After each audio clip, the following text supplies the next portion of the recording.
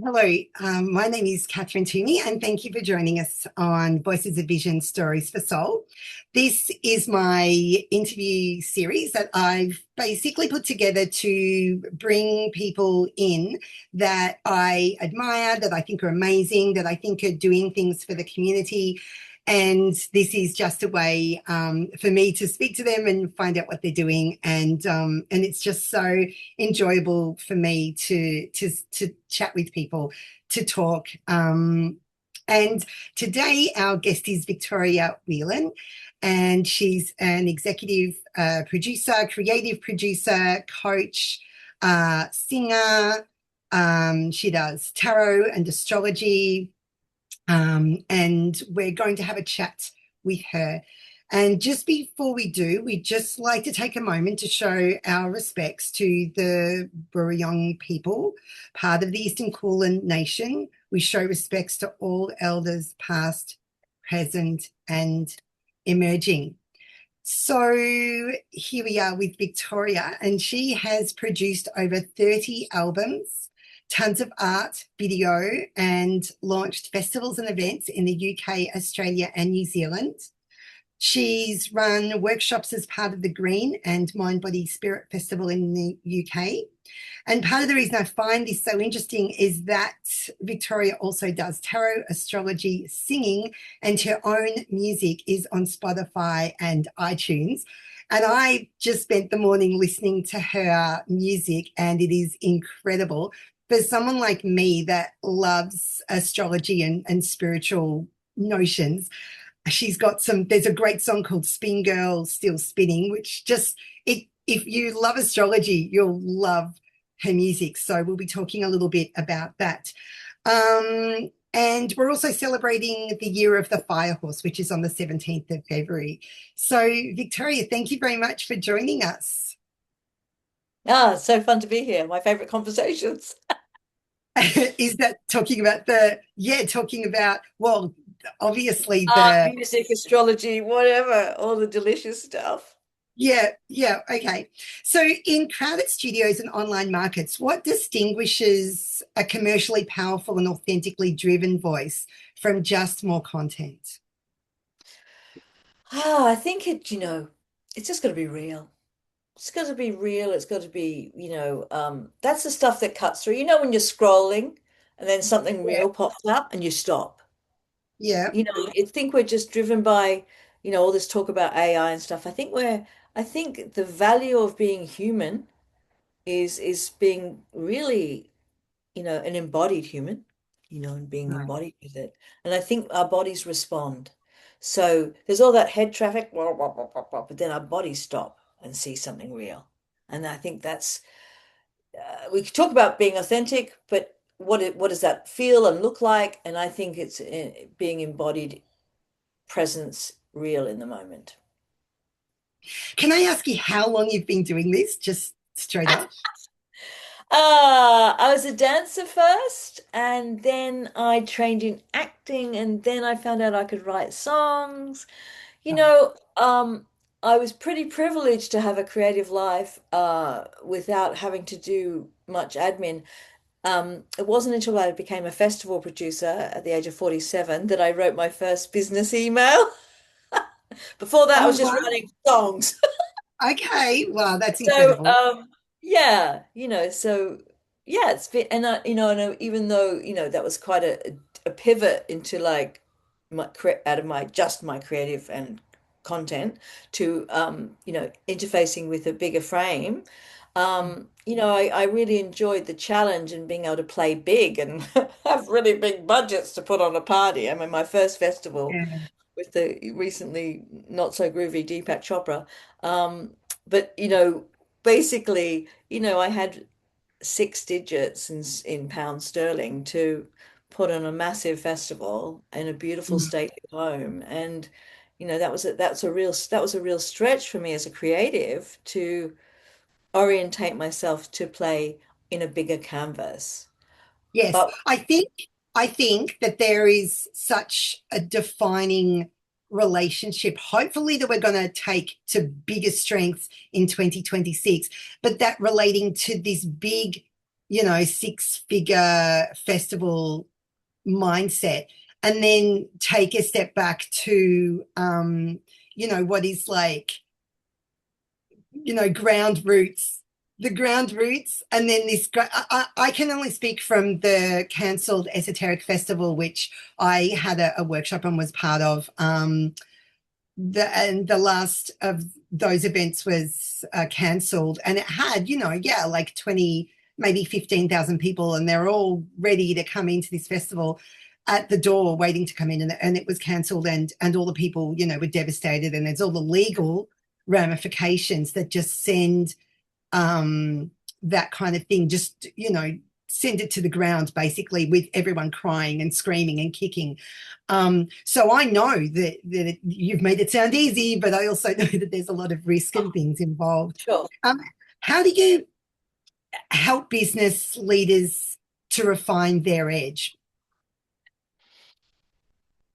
Well, I think my superpower with people and is actually to help them find their purpose and their deep why. Like that. So for me, it's like if everyone was doing what they loved 24/7, just for one day. That's why one of my songs, just for one day, I in love Rising Love. that. If everyone, 7 billion, did what we loved in one day, then the energy of that, the world would change, like boom, in one day. So to connect them to what they love, then they're not, it's like one of my songs, Born to Be. If meaning makes decision, trust your true ambition, create a world that sets you free. Combine your innate wisdom with passion and precision. Do what you were born to be, because then it's easy, because you're fueled by passion and your purpose and pleasure aren't ration. So give it all to your love and your life. Give it all. There's no sacrifice. So it's not a job. It's just loving it. I really love that. I think a lot of people that are in a job and then they do hit a certain level of wealth, they do just go, oh God, I wish I'd done what I really wanted to do. And then they might pivot into something they want to do. Could you tell our listeners that are stuck in the ideas phase of a passion project, and this is taken from your website, what are your 5 bold moves process, just very briefly? Yeah, sure. So it's a pretty wild thing, and I like people to do it without knowing the outcome because I want them to do it without it free, without being prescribed, like this is going to get me that. Just be free with it. So the 5 bold moves are with your project is to draw it, whether you're a great person of painting or not, just either imagine it being drawn or what are you using? Are you oils, paints, chalk, pastels? What are you doing? What are you making? And then you do it as an opera, like passion fire. And these have sort of obviously for some people are quite a challenging thing, but I just go do it in gibberish. Don't make, let it flow. Just give it some power, give it your voice. The next bold move is to do it as a stand-up comedy. This is their passion project, right? I So for totally, example, so a woman who was doing digital detoxes online, that was the joke to digitally detox online. So how can you, actually take the mickey and really unearth take the piss out of your project? Like how would you do that? Then you do it as chapters only of a how-to book. Um, and who would review that book? Like, is it Brené Brown or is it, Oprah or is it, Elizabeth Gilbert? Who's reviewing your book? And yeah, then the final one is to do it how it's going to save the world. Yeah, get on your yeah, soapbox. This is going to how your yeah. project's going to save the world, um and what all they do, they unpack lots of treasure. So you just do that process quite fully and totally, and then together we unpack it. And then some things are prescriptive of what they do, but you never know because there's lots of crossover. It's so juicy. So Yes, unearthing all this treasure that gives you your deep why, future-proofs you, helps you with your imposter syndrome, gets you ignited with your fire, gives you the map of how you're going to do it. It's just the journey you're going to yeah. take it all your branding and social media content. It will build your website and get you launched. It's ridiculous. What I think really helps people when they're getting into business is having someone that can give them the imagination that they just don't have, because we do tend to think about the practical and the financial and the balancing act of the people that are around us and where they're at as well. I really feel like, they do commonly say, hang with people that are doing what you want to do, because you'll just pick up on their vibe. And then, even just in mimicking people, in artists mimic people, like you see amazing art and then you try and do that kind of art, but it's not going to be the same thing. So I love those ideas. I love those 5 ideas because they're really outside of the box, and they're, when you get a concept that is different, you spark something in you, and that spark, that excitement is actually the only driver to get you to, where you want to be, which is obviously creating a bigger space for your business idea. I How do you think this balance? is, sorry, Yep. yeah, go. How do you balance credibility, creativity, and freedom when helping to build ideas? So obviously, we don't want a whole lot of. I'm like the classic person that writes down 20 pages of my ideas and then goes and watches some TV and you know. Well, I think one of the things I'm really passionate about is that your project has its own energy and its own life force, and that's what I do. There's actually a free thing on my website where you can do this meditation, imagining your project as a festival. So, what's music's playing, what's the culture, what's the food on offer, what's for sale, and to really, and you end up in a hot tub of how you receive your project. And a part of that process is actually for the project to have its own energy and its own life and its own legs. So you're not parenting it the whole time, that you're not drained, like, like you had this initial love and then it turns into a burden. You I want it love to have that. its Did own you? legs. Sorry to interrupt. Did you just say so you're not parenting it all the time? That is classic me. I love that. Yeah, go on. Yeah, so that's it. So it has its own legs. So, so you are co-creating with the energy of the project. And I think that's interesting dance that I feel like I have with the universe. Like when I'm writing a song, I'm just listening. It's already there, the song. Yeah. And oftentimes, I remember this time I wrote this song called Storm years ago, and then I think Annie Lennox came up with a song that had similar lyrics, and then another band on the same sort of circuit I was on in England, Praying for the Rain, they had written a similar song. I went, that's so weird. We were all like, when we would look at when it might have been coming out, like the launch Yeah, of things, the yeah, timeline of all of us listening for the zeitgeist of that moment and interpreting it through our lens. yes. It's just cool. I love that. I completely tune in actually to that notoriety that goes sometimes, like a well-known person can release something that's an idea that I might like in someone else, and if I don't like them, I won't like their idea even if I like the idea. So I think that's a really interesting take on that. And I love that idea as well, because I love I've got tons of Sagittarian energy in me. And I know you have a song called Scorpio Moon, which I listened to this morning, which I adore. It's my complete new favorite song. You also have another song called Spin Girl, Still Spinning, which Yeah. does reflect on astrology and things being placed in a certain place at a certain time, which I absolutely adore. I also noticed that you're a fan of Yasmin Boland, and I'm a massive Yasmin Boland fan as well. So we're sitting right there in the excitement that astrology has. It has an ability to be exciting for me because I've got tons of Sagittarian energy in me, around me.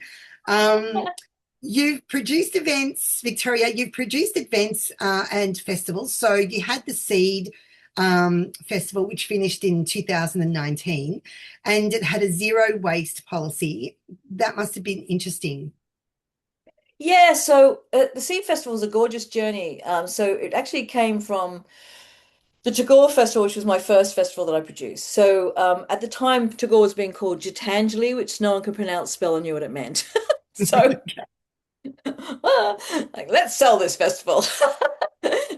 So I came up with this idea seed, which is like a verb and a noun, and it's humble and it's powerful, it's full of potential, and the line planting big ideas. So in the end, we ended up calling that festival just for ease, and it was already being called the Tagore Festival, so we okay, roll with that. So, but the woman who was mentoring me as far as the venue. So Dartington's a massive venue, and she was second in charge of the arts, a beautiful woman, Alicia Carey, and she went off to get this amazing job at Hawkwood College, who at the time was a Steiner School um, focus, yeah, but so for Yeah. adults. And so she wanted me to bring the Seed Festival idea to her in her new role. So we just did it for one day initially, and just to prove the concept because they were a charity and we couldn't take the risk and da, da, Mm. da. And they had this beautiful, I don't know if you know, like freshwater wells in ancient sacred trees in England. And they had this amazing sycamore tree, 400 years old. And we were going to do this fun thing with sort of tree art. Anyway, the 400-year-old tree just before the festival lost a major limb, like boom. And God. it was sort of saying, we'll show you art, right? But it Wow. changed the whole where we were going to place the festival because suddenly we couldn't put it there, the Mi'kmaq, and we put it in the better space. And actually, the tree told us how to play out the festival. So we were like, what? And we even got a message from the Kogi people saying this is a really amazing sign that the tree is involved in the conversation of this festival. My And God. so and there from there we then it was actually it relates to another question you asked me earlier, so I'll roll with it.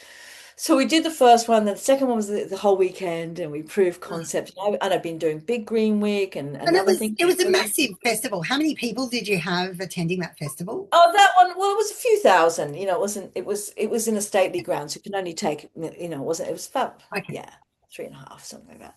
So after the second one, I was like, I wrote. So I was having this conscious crisis of like, are these really helping? Am I actually helping? And I actually wrote to one of the godfathers of the Green Movement in England, Jonathan Porritt, and it's quite bold of me, but he knew me from all my projects, and he was the first person to speak in one of my projects, the Big Green Chair. And I thought, I'll ask Dad. He was like the dad of all the green movement. I said to him, are these really helping? I put on all these events, I do all this stuff, but are they actually really changing things? Because really.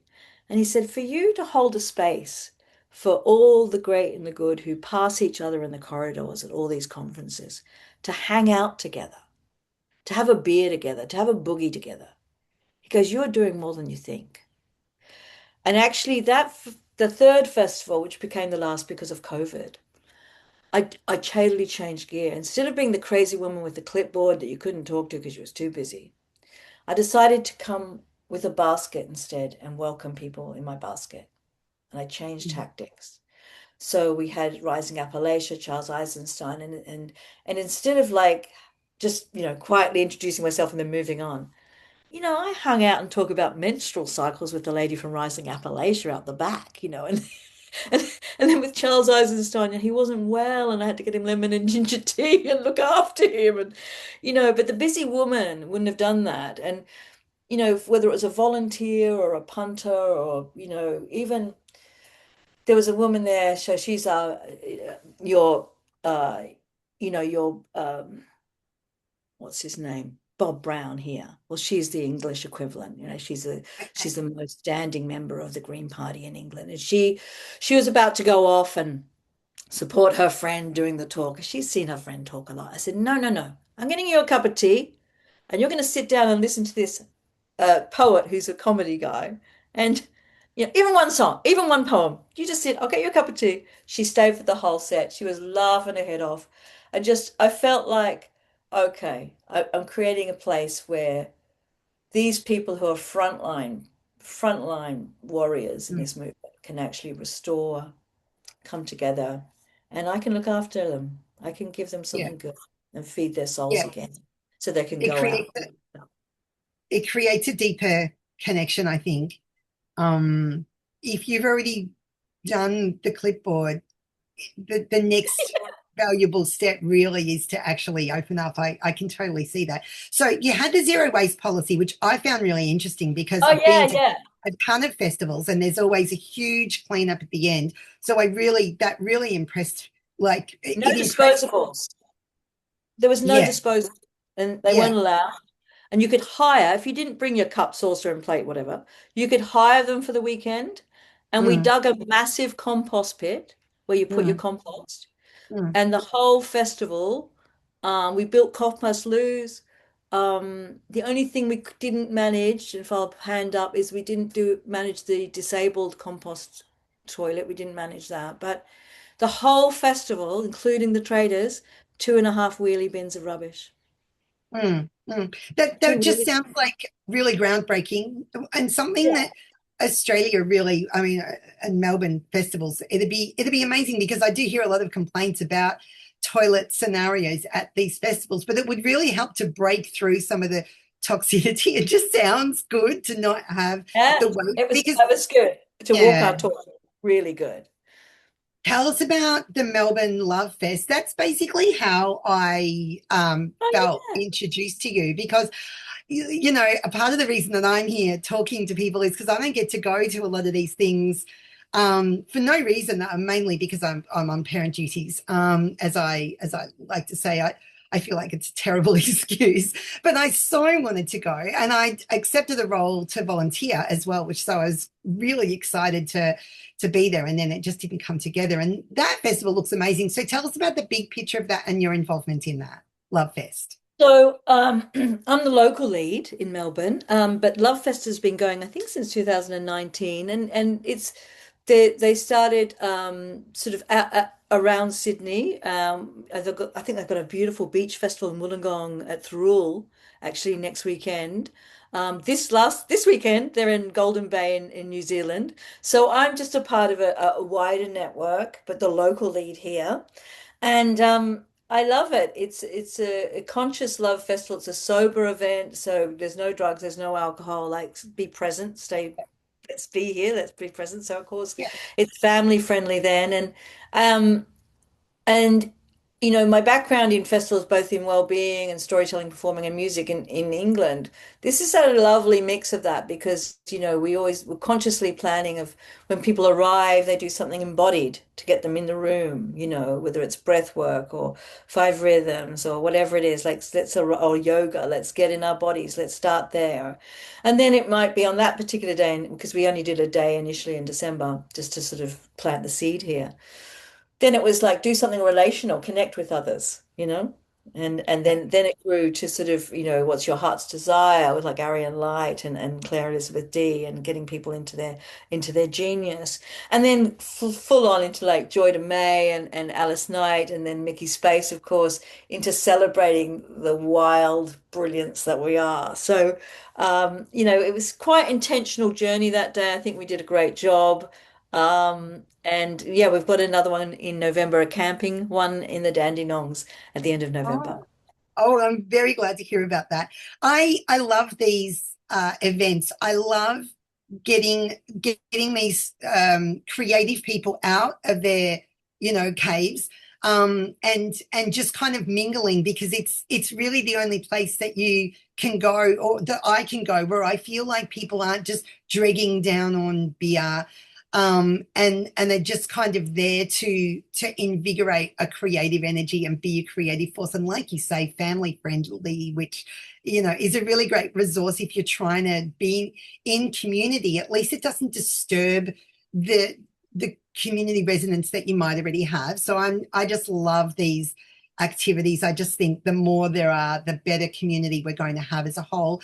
And there might be like the oldies, like I'll say, there, but it's so beautiful to bring in new people, young people. So we're talking with Victoria Whelan about ecology, social themes, shifting emotions. So tell us quickly, or not quickly, but briefly, what's the payoff for you? In that, is it creating excitement and enthusiasm? And I really get from you already, I don't even need to ask this question, but it's not just a job for you? Like this is a whole lifestyle that started with music, or what were you do? You said that your first, what happened at 47, just quickly? So yeah, I was a dancer initially, and then I trained in acting school, and it was there I could find out how to write songs. And I went to the desert. I had this dance of like, do I choose God or art? My spiritual practice or art. And then it was like Right. it was actually the year of the dragon, 1988, where uh, it came together, and I can have them both. Let's bring them Yeah. together. So I went out to the desert, and then these songs flooded out of me. I was West Vallis Springs, Glen Helen. McDonald Ranges country, and I had all these songs. What do I do with them? So I went up to Darwin, like I need a musician, like I need a plumber. Like, what do I do with this? And I found, luckily, everyone said to go to this guy, Tony Joyce, who knew everybody and was connected with First Nation people, and yeah, I was so lucky. I mean, I toured the country with that band, and half the band was Torres Strait Islanders, and I was at the time being mentored by an Indigenous woman on bush medicine, and it really sparked in me wanting to find my own indigeny, like what's mine, and so that's why I took off to Europe to find my Celtic roots and do all that Ah, journeying and that sounds amazing. Yeah. so that's sort of where it went, and that was 30 years ago in the Northern Territory. So Yeah. I'm now back in Australia after all that time. So definitely you bring just an enormous amount of experience and life credibility, just following your own desire and your own what you've wanted to do. Um, I'd like if you could tell our listeners about your coaching. If you could tell us a little bit about your voice coaching, because I'm a bit of a voice person. I'm really following my own voice. So tell us Sure. about that. Yeah. So you're And origin trained. Yeah. yeah, You go. sorry, Victoria. We've seen that you have the 2007. You've got all this gorgeous music on Spotify. Yeah, Just if sure. I haven't mentioned that. Um, so you've got a 2017 album Rise in Love and a 2025 album Aria Ma. Yeah. Um, There's there's or there's tons of music of yours available on Spotify, which is, just a way into your spirit and your energy, is what I feel when I'm listening to your music. I'm like, oh my gosh, like such a power. And music is how you journey with me. And I think that for most of my listeners and the people that are friends of mine, they just know ears are just, they're a commodity these days. You have to really look after them and really listen to music that's spiritually guided. And oh my gosh, I just love it. You've released over 11 albums plus other collaborations. So there's a huge amount of artistic credit that you're bringing with your voice coaching. So tell us a little bit about that. Yeah, sure. So, I mean, I found it really difficult. I know what you mean, like noise pollution. I couldn't bear the songs I'm Nothing Without You songs. Like, holy crap, I'm not that person. I wanted to Yeah. write songs that were, that aligned with my process and my authenticity. So you won't find a traditional love song in my set. And, people do But, use my but music. Yeah, sorry, sorry. Victoria, I also feel like women singing songs about women is just a stunning projection because, the whole I'm trying to think of the mother maiden crone, mother maiden crone. That's my version. No, maiden mother crone. That element of spirit is just a delight when you're listening to a female talking about female vibes. Go on. Sure. And I joke that my music is groovy old lady music, but the real No, thing is there. I feel like I'm going from more, in the past I was much more dolphin. I'm moving into more whale, into my sort of eldership. And there's only a few species that are on the planet, including us and whales, that actually do the menopause. And that is to birth teachers. And there was a man scientist said the only reason for menopause for a species is to create teachers and guides for the next generation. So that's the scientist saying that. That's not anything woo-woo. So I'm like, yeah, baby. I love when science proves my heart. I like go, yay.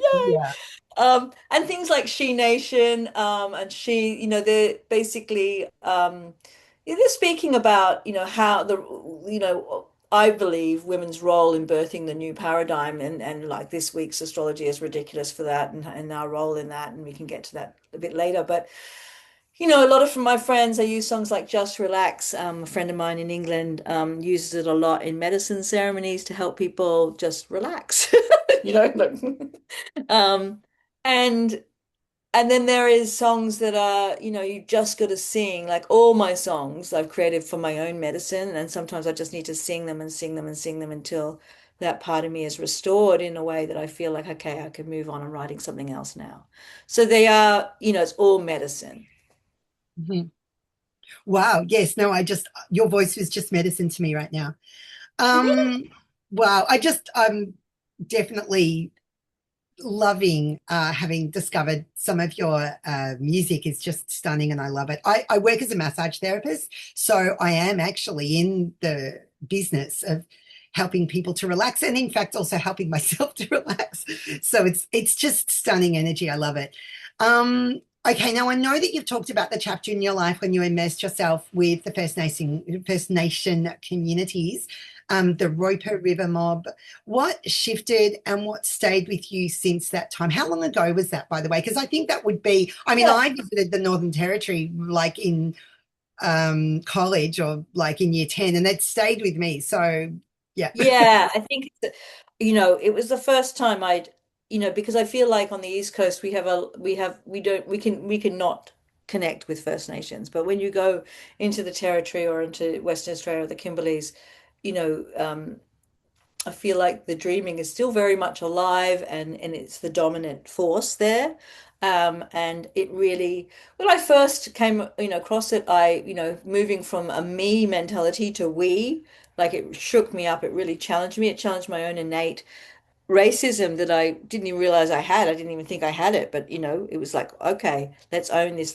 Let's free Mm, ourselves from mm. this. And it was so wonderful. Um, I remember being out at Roper River. So the first night we did it more. So you play, then the local band plays, and you play. Then you do this till dawn, and so it's almost ceremonial.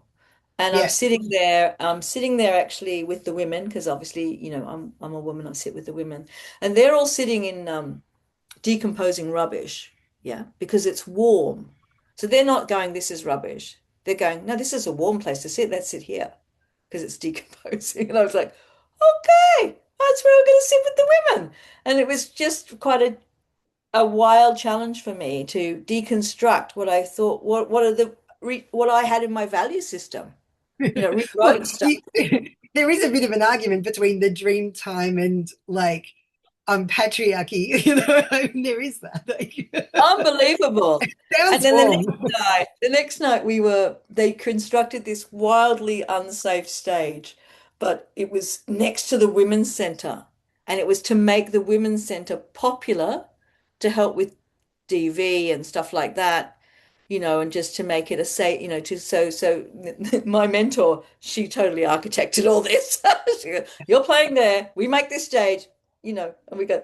And I remember that night, because that night we didn't play till dawn, we just did that set. And then later that night, so the guys we were staying in the school, and the guys were all hanging out together. And I was outside by myself, just, on the land, having a sort of witchy magic moment.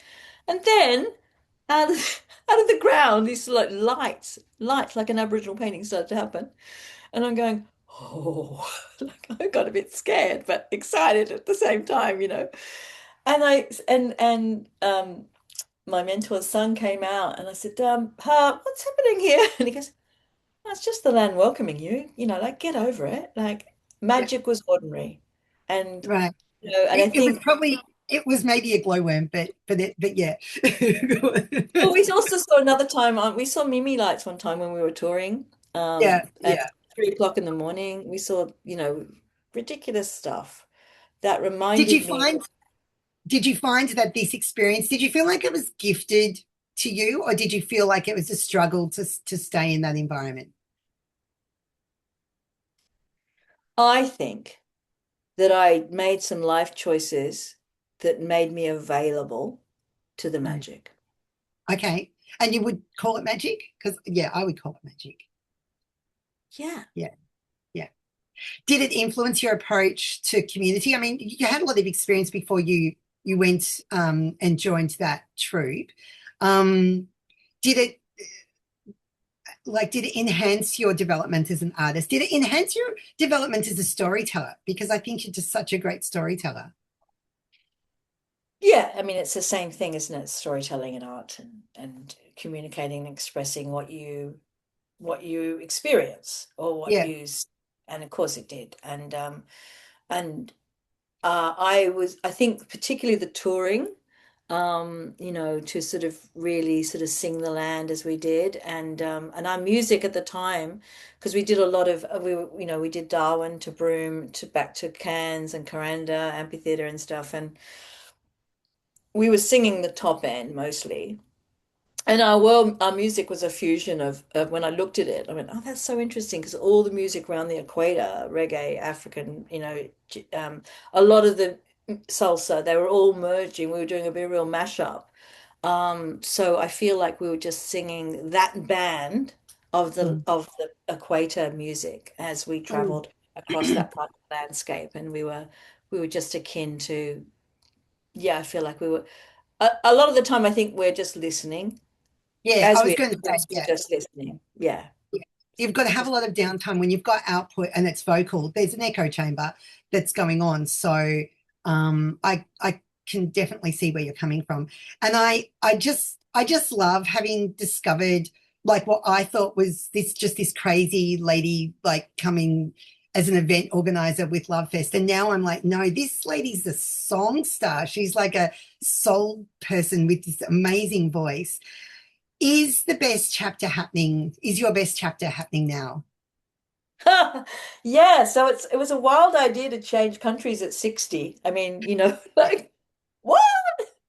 And to come home to Australia after, 30 years abroad, it was big. And it's been challenging and wild, and I'm singing again a lot in lots of new different ways. Yeah. And I'm I think after being here back a year now, I'm really starting to see the fabric of the life I'm creating. Like it's starting to unpack its treasure for me. And like, 'cause I Yes, did a lot good. of networking initially, and like who's who and what's what and da da da da. And now those relationships are starting to unpack our potential together. So Yes. I'm, whew, Open those petals. Yeah. Yes. That sounds yeah. amazing. That sounds exactly right. And so you're staying in Melbourne. Like we love our Melbourne. I love Melbourne. So Yeah. So I didn't. Um, my daughter chose Melbourne, so she's with me. She's 20, and I'm grateful. I feel like it reminds me a little bit of Bristol in England, which is like a friendly city. yeah. And so I feel Melbourne's got that culturally. It's got so much heart. It's totally the place for me creatively. Um, yeah, I'm grateful. Yeah, that sounds amazing. So looking ahead, what are the projects that you have in mind that are coming up? What are you most excited about? Well, look, this week is ridiculous. This is this is some of the biggest astrology we'll have in our lifetime this week.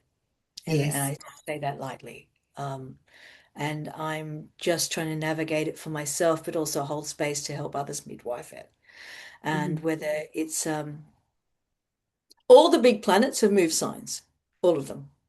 Mhm. Pluto's already done it. Neptune went a couple of weeks ago, and now Saturn's joining. Uranus is about to move, and Jupiter will move later this year. So they're all moving, and this movement into fire. And you're a Sagittarian, is that right? You got lots of No, Sag, is no, that I'm Capricorn and Capricorn rising and the Scorpio moon and tons like five tons of planets Sag? in Sagittarius. Ah, okay, cool. Okay, mention the Sag.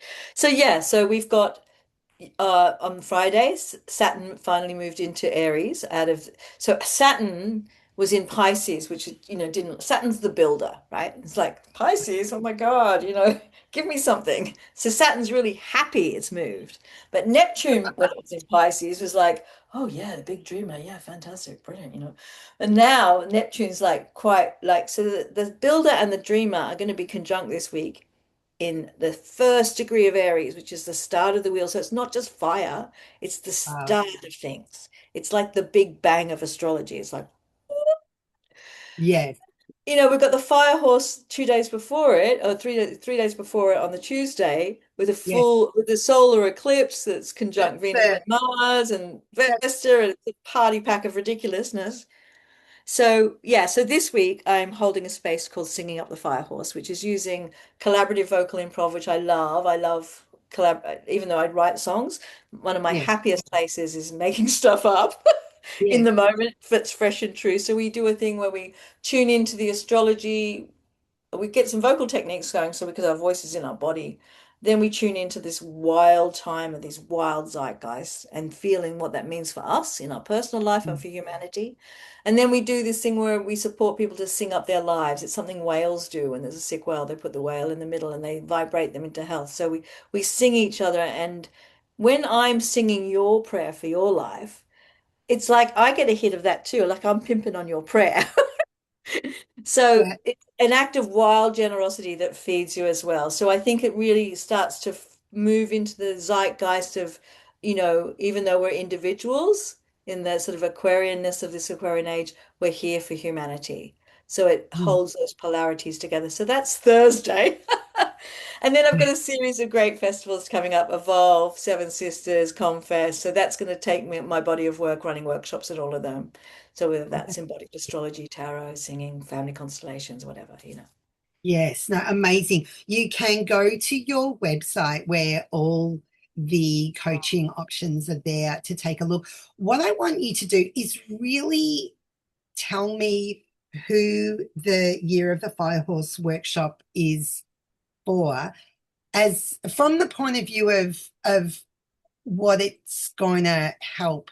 Like, because I always think about, for me with massage, I always imagine that I'm helping, some level of emotional distress, maybe like loneliness or coming out of a relationship or looking for a relationship or improving confidence. What do So you this see? is, yeah, so it will help people navigate the ridiculous overwhelm that they're feeling because it'll Okay. give them context to the why there's the overwhelm, and it will help them have a safe container to feel it and then to express from there in a positive way, a pathway through with their personal groovy mantra that we'll create is a pathway through that they can actually pull in and anchor in their body being in an embodied way, a fully expressed way, the life they want in these Yeah. challenging times. And we're going to, we don't know. So there'll be an element of meditation. There's a slight, yeah, so we're going to do vocal techniques initially just to get you physically going, feeling into the embodied astrology of the zeitgeist of now. And then from there, from what rises up out of that, it'll be expressing that and anchoring that in a full body expression. That sounds completely amazing. Victoria, thank you so much for joining us here and talking with us today. I feel so honored. I feel so privileged to have come in touch with the music that you have. And that music is available across all platforms. And I'll be putting those links and the link to your website and the link to your event on Thursday and anything else you've got coming up. People can get in touch with you. Thank you so very much. Thank you. All right, so we'll see you again. Take care. Thank you. So, sorry.